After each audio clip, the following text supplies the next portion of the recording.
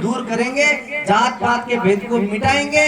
रविदास जी को भी, धन्ना भगत को भी, कबीर जुलाहे को भी, सूरदास जी को भी, अनंतानंद, योगानंद, भावानंद, सुखानंद, गालवानंद को भी, और गढ़ गागरोनगढ़ के राजा पिपाचार्य जो को भी उन्होंने शिष्य बना करके जात पात के भेद को मिटा करके सनातन हिंदू धर्म के भक्ति काल के आंदोलन का बीजारोपण किया। ये आपको अब करना, भूल जाइए। अभी मैं आ रहा था डीजे पर, एक भजन, ये गाना बज रहा था, हम चल रहे थे तब, कि हमारा भगवा ध्वज है, हम जाति पाति को छोड़ करके उस हिंदू सनातन के उस भगवा ध्वज के नीचे सब आ जाएं। तो भूल जाइए जाति को। हमारी जाति केवल और केवल सनातन हिंदुत्व है। ये बात हमें मन में पूर्ण रूप से रख लेनी चाहिए। ये सात स्वामी गिरिपुरी भारती तेली तमोली गांची लकार अठठर गेवरिया जाट राजपूत बाहर निकले मानसिकता से। ऊंच नीच के भेदभाव को भूल जाइए।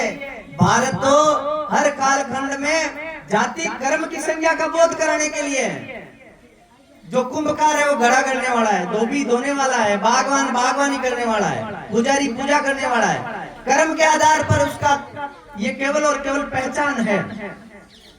मैं कहता हूँ वाल्मीकि सबसे उत्तम मानता हूँ। राजे रजवाड़े भी गांव में आप भी देखते हैं, ठाकर भी उनके आगे रेजे बिछा करके मैत राजा और मैत्रानी को घर बुलाते हैं। क्यों? कि समाज में जब मृत पशु हैं और वो हमारे समाज में पब्लिक में आबादी के क्षेत्र में मृत हो जाता है तो उसका उठाने का काम कौन करता है?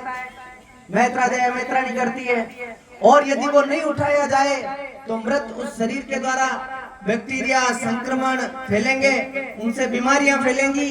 तो सबसे यदि समाज में सफाई का काम करते हैं तो हमारे दलित समाज के मैत राजा वाल्मीकि समाज के लोग करते हैं, इसलिए उनका सम्मान किया जाता है। इसलिए आज उस मानसिकता को पढ़ना है। पूर्ण रूप से सनातन हिंदू धर्म वैज्ञानिकता पर आधारित है, इसको समझना है, जात पात के भेद को मिटाना है। अरे छोड़िए अपनी राजनीतिक दलों की विचारधाराओं को।